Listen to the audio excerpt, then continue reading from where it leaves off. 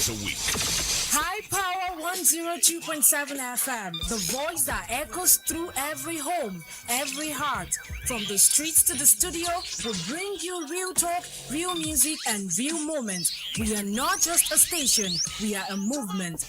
High Power 102.7 FM, the pride of the people. The time is 12 o'clock.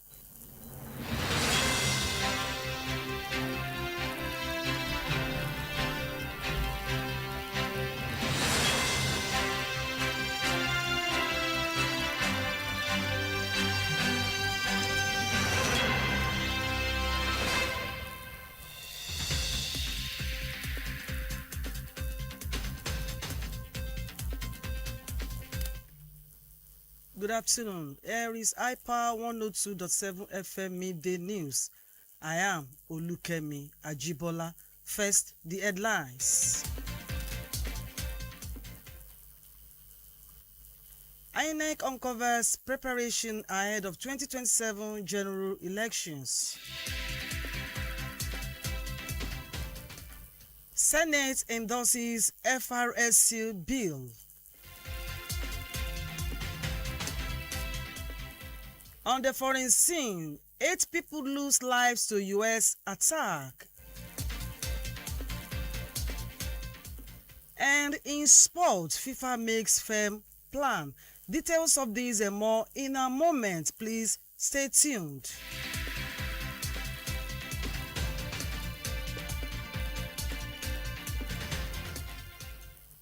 Glad to have you back, and now the news in details, starting from Ondo State.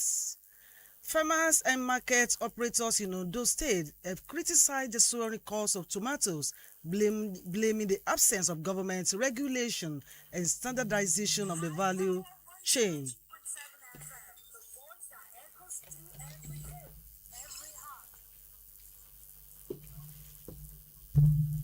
They maintain that lack of oversight has worsened price instability and left consumers at the mercy of market forces. A tomato farmer identified as Olayinka, while speaking with newsmen, reiterated that security is the biggest challenge confronting producers, maintaining that many farmers can no longer access their farms for fear of being kidnapped.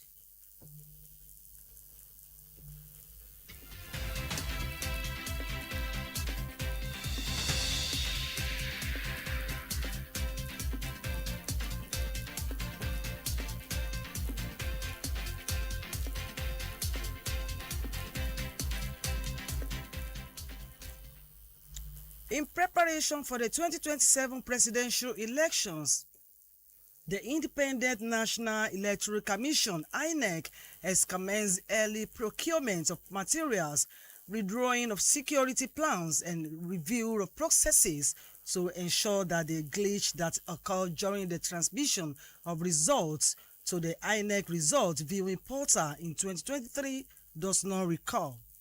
The elections are due on January 16, 2027.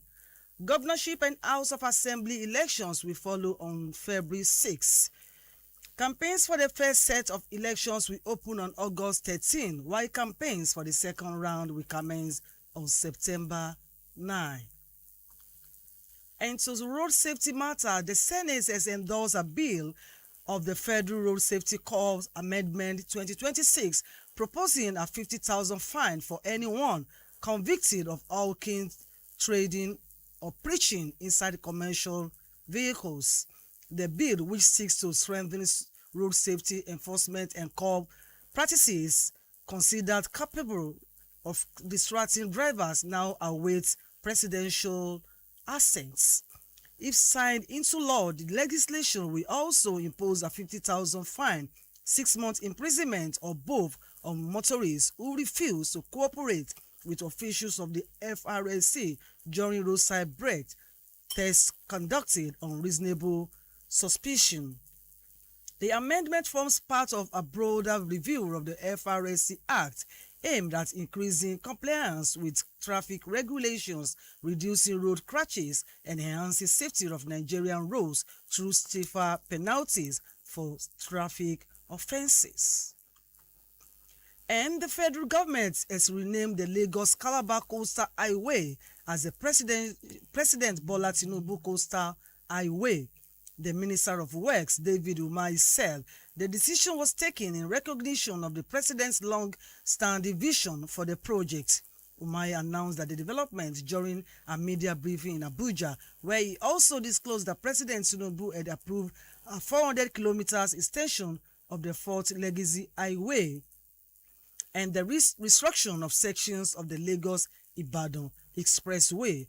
According to the minister, the decision to rename the Coastal Highway was taken by the Ministry of Works after consultation with the ministry's leadership. This midday news is coming to you from IPA 102.7 FM, Emureile Owo. Still to come on the foreign scene, 8 people lose life to U.S. attack, and in sport, FIFA makes firm plan.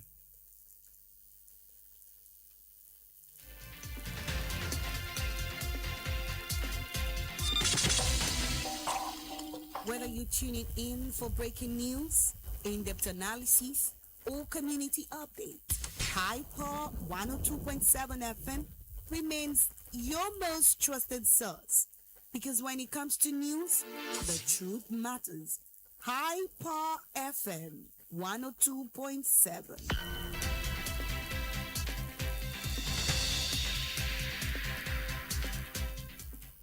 Welcome back. To be a part of our program, follow us on Facebook, Instagram, X, and TikTok at IPA 102 FM. We are also on Radio Garden. Now to the foreign scene. China's President Xi Jinping has said that artificial intelligence should not be dominated by a single country. The president was speaking at a major technology conference in Shanghai, urging international cooperation on the development.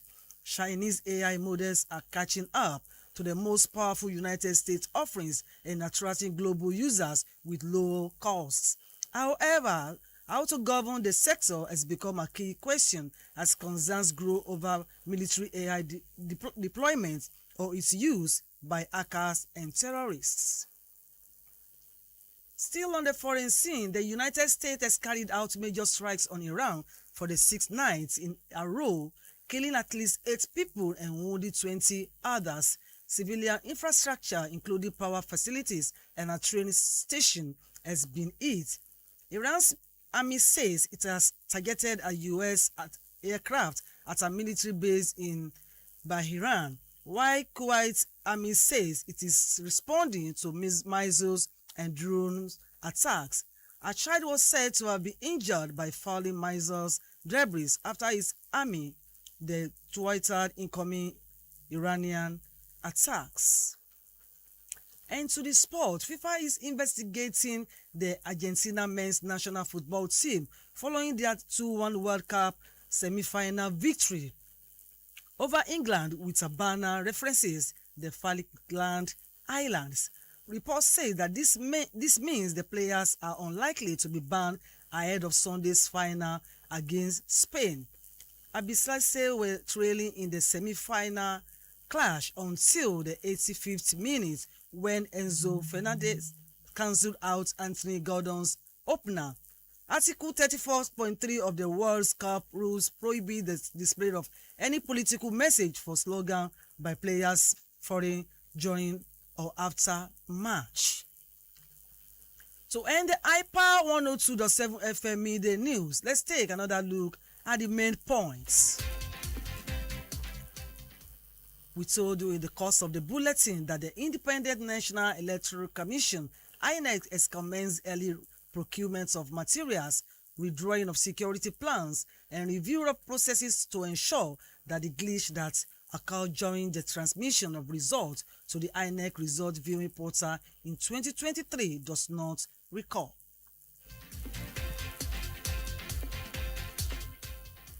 We also informed you that the Senate has endorsed a bill to the Federal Road Safety Cause Amendment 2026, proposing a 50,000 fine for anyone convicted of hawking, trading, or preaching inside commercial vehicles.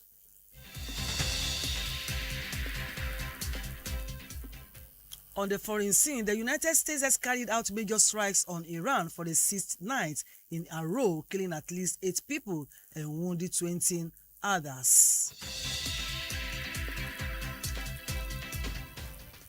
And finally, in the sporting arena, FIFA is investigating the Argentina's men's national football team following their 2-1 World Cup semi-final victory over England with a banner reference, the Falkland Islands.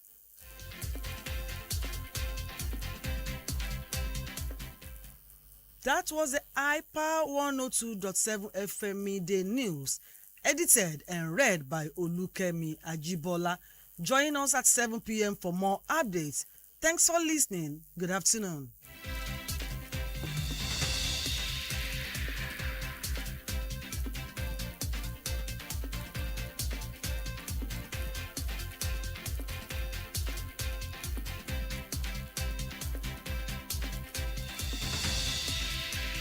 ìròyìn ọjọ́ kan rí tí kò ní tàbí ṣùgbọ́n ojúlówó ìròyìn láti ìkànnì iPower 102.7 èmùrí ọ̀wọ̀ ẹ jẹ́ ká jọ gbọ́.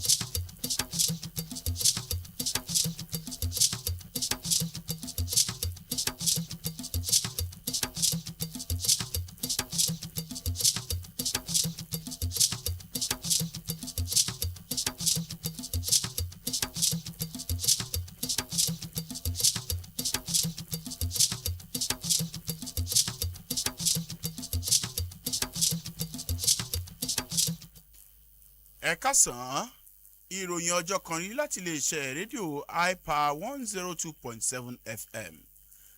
Àlàbá Adéyẹmí ló kọ mi ṣáájú ẹgbẹ́ àwọn kókó tí ń bẹ nínú ìròyìn náà.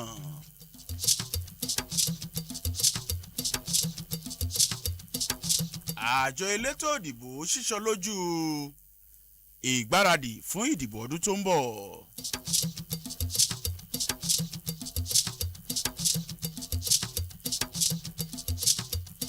Ilé ìgbìmọ̀ aṣòfin àgbà ṣàtúntò òfin tó ń ṣàkóso àjọ ẹ̀ṣọ́ ojú pópó. Nínú ìròyìn ilẹ̀ òkèèrè, àwọn èèyàn 8 pàdánù ẹ̀mí wọn níbi ọmọ ogun Amẹ́ríkà ṣe ṣàkọlù síbì kan.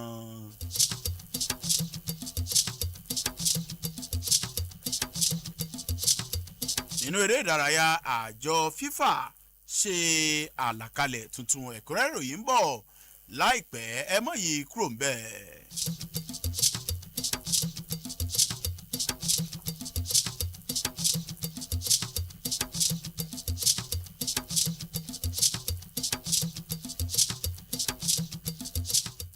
tó ẹ káàbọ̀ padà, ẹ̀kúnrẹ́rẹ́ ìròyìn ọ̀hún rèé. Àwọn àgbẹ̀ àti àwọn òǹtajà ni wọ́n ti bu ẹnu àtẹ́lu bí tòmátì ṣe ń gbówó lórí ní ọjà lójoojúmọ́. Wọ́n sì sọ wípé àìdásí ọ̀rọ̀ òwò ọ̀hún ó ní ó fà á tí gbogbo ẹ̀ fi di owó gọbọi. Wọ́n wá tẹpẹlẹ mọ́ wípé àìsí ọ̀yẹ̀yẹ̀yẹ́ráwò fún àwọn tí ń tà, àwọn tí ń gbìn àti ìrànlọ́wọ́ látọ̀dọ̀ ìjọba, òun ló mú kí gbogbo ẹ̀ di kàkàkéwé àgbọ̀ndẹ̀ tó fi ń pele sí i lójoojúmọ́.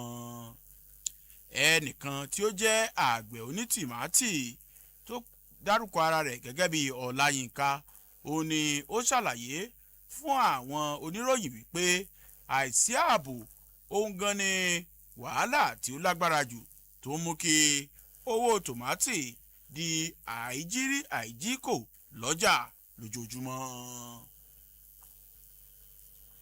nínú ìgbáradì rẹ̀ fún ìdìbò sípò ààrẹ ọdún tó ń bọ̀ àjọ elétò ìdìbò lórílẹ̀‐èdè yìí ni wọ́n ti bẹ̀rẹ̀ àwọn ìgbésẹ̀ lọ́tùn láti rí wípé ohun gbogbo tí wọ́n nílò láti ṣe ètò ìdìbò ọ̀hún wà ńlẹ̀ ní sẹpẹ́ láti lè rí wípé kò sí kọ́nùkọ́ àti àwọn ìpèníjà irú èyí tó ṣẹlẹ̀ nínú ìdìbò èyí tó kọjá pé kò ṣẹlẹ̀ nínú eléyìí. ìdìbò sípò ààrẹ lọ́dún tó ń bọ̀ ni yóò wáyé ní ọjọ́ 16 oṣù kínní ọdún tí ń bọ̀ nígbà tí ìdìbò sí ipò gómìnà níbi àwọn ìpínlẹ̀ 28 àti ìdìbò sí àwọn ilé ìgbìmọ̀ asòfin ìpínlẹ̀ jákèjádò orílẹ̀-èdè yìí ni yóò wáyé ní ọjọ́ 6 oṣù kejì ọdún tó ń bọ̀. ìpolongo ìbò òun ni yóò bẹ̀rẹ̀ ní pẹrẹu láti ọjọ́ 13 nínú oṣù kẹjọ ní èyí tí abala kejì náà yóò bẹ̀rẹ̀ ní ọjọ́ 9 oṣù kẹsàn-án ọdún yìí.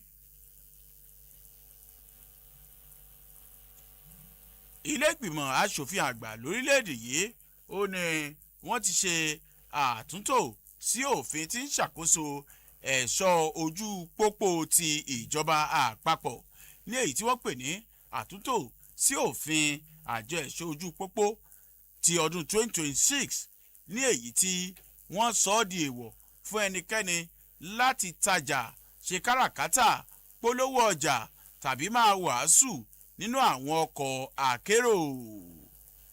ẹni bá dárú aṣọ bẹ́ẹ̀ ṣòro ó ní òfin yìí sọ wípé ẹ yóò san owó ìtanràn èyí tí ó tó 50 tàbí kí ó fi ẹ̀wọ̀n oṣù 6 jura lẹ́yìn òsọ́ka.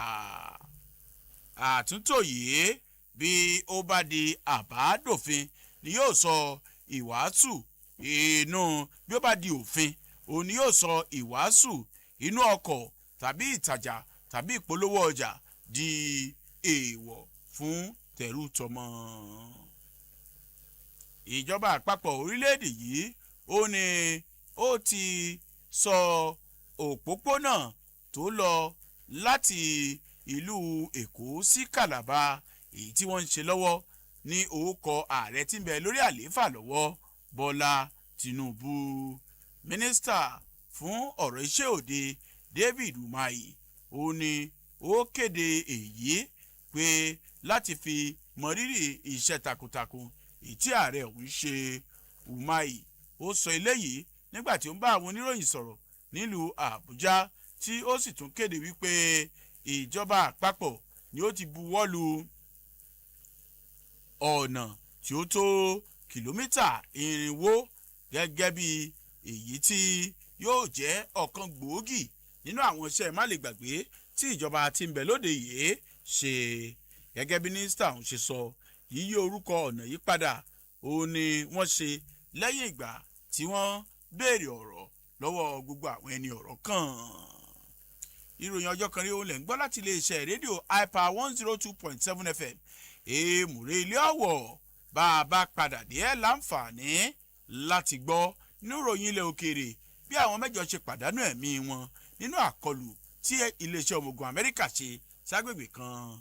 ẹ̀ tún láǹfààní láti gbọ́ ìpinnu àti àbá èyí tí àjọ tí ń ṣètò eré bọ́ọ̀lù lágbàáyé èyún FIFA ṣe à ń bọ̀ ẹ̀ mọ́ yìí kúrò ń bẹ́ẹ̀. ìròyìn o ìròyìn láti ìkànnì iPower 102.7 FM.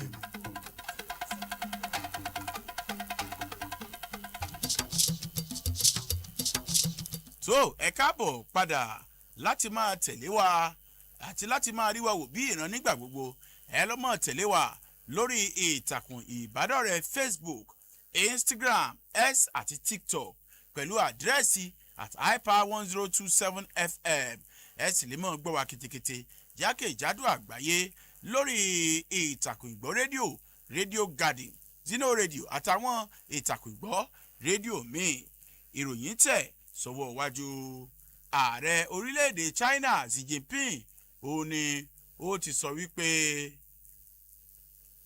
ìmọ̀ àtọwọ́dá ó ní ó jẹ́ wípé ní orílẹ̀-èdè Áfíríkà ní kò gbọ́dọ̀ jẹ́ wípé ẹnìkan ní í ṣe ààrẹ Ping ọ̀hún ó ní ó sọ eléyìí nígbà tí ń sọ̀rọ̀ níbi àpéjọpọ̀ kan ní Shanghai tí wọ́n pè ní àpéjọpọ̀ ìmọ̀ ẹ̀rọ àgbáyé ní orílẹ̀-èdè China. Àwọn ìmọ̀ àgbélẹ̀rọ tí ọ̀pọ̀ mọ̀ sí AI èyí tí ilẹ̀ China ń ṣe òun ló jẹ́ wípé ó ń sáré tètè tó sì ti ń sáré bá èyí táwọn ará Amẹ́ríkà ń ṣe tí ọ̀pọ̀lọpọ̀ sì ń lò jákèjádò àgbáyé. Ẹ̀wẹ̀ àwọn tí wọ́n ń ṣàkóso igun yìí ó ní wọ́n ń sọ̀rọ̀ wípé ọ̀pọ̀lọpọ̀ ìmọ̀ yìí bí wọ́n ṣe ń lò ó nídìí iṣẹ́ ogun, iṣẹ́ ìgbésùmọ̀mí àti iṣẹ́ jíjálé onílé bó tara ẹni mọ́lẹ̀ òun ni kò dùn mọ́ ọ̀pọ̀ èèyàn nínú.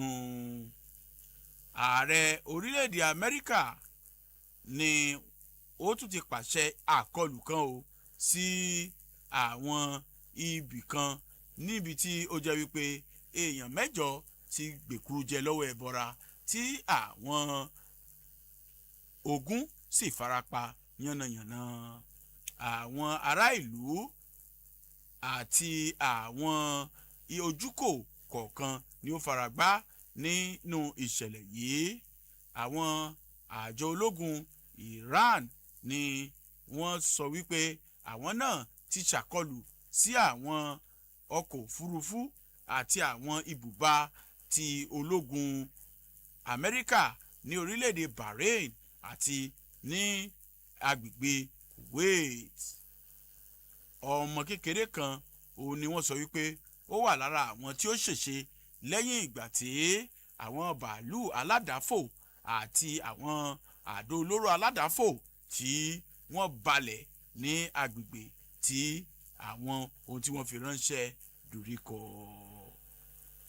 Àjọ tó ń ṣètò eré bọ́ọ̀lù lágbàáyé òun ni wọ́n ti sọ wípé àwọn ń ṣe ìwádìí o lórí àwọn ìṣẹ̀lẹ̀ kan tó ṣẹlẹ̀ nínú ìfẹsẹ̀wọnsẹ̀ èyí tó ṣẹlẹ̀ láàrin orílẹ̀-èdè Argentina àti orílẹ̀-èdè England láìpẹ́ níbi àwọn alátìlẹ́yìn orílẹ̀-èdè Argentina kan ṣe ń gbé àsíá Falkland Island wá sí orí ibẹ̀.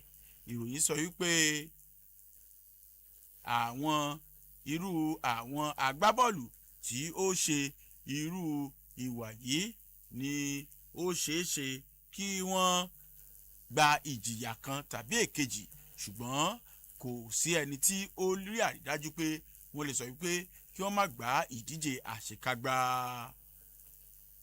Nígbà tí àwọn Argentina ń gbá bọ́ọ̀lù náà lọ́wọ́ tí wọn kò sì tí ì mi àwọn ní Enzo Fernandez tí ó hu àwọn ìwà kan sí Anthony Gordon tí èyí tí wọ́n sọ wípé kò bá òfin àjọ òun mu.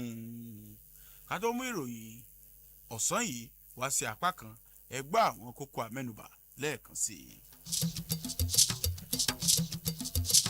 Nínú ìròyìn àfitóyin létí wípé àjọ elétò ìdìbò orílẹ̀-èdè yìí ni wọ́n ti ń gbáradì fún ìdìbò ọdún tó ń bọ̀ tí wọ́n sì ń ṣe ohun gbogbo ní kánmọ́kánmọ́ kó mọ́ bá sí súnkẹrẹ gbàkẹrẹ irú èyí tó ṣẹlẹ̀ nínú ìdìbò ti ọdún 2023.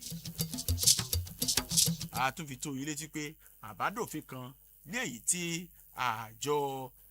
tí ilé ìgbìmọ̀ aṣòfin àgbà ṣẹ̀ṣẹ̀ buwọ́lù òun ni yóò sọ di èèwọ̀ fún ẹnikẹ́ni láti máa wàásù tàbí tajà nínú àwọn ọkọ̀ akérò. A tún fi tó yín létí wípé àwọn ọmọ ogun orílẹ̀-èdè Amẹ́ríkà ni wọ́n ti ṣe àkọlù sí ibì kan ní Iran lẹ́yìn tí ó gbẹ̀mí ènìyàn 8 tí ènìyàn 20 sì farapa yánnayànna.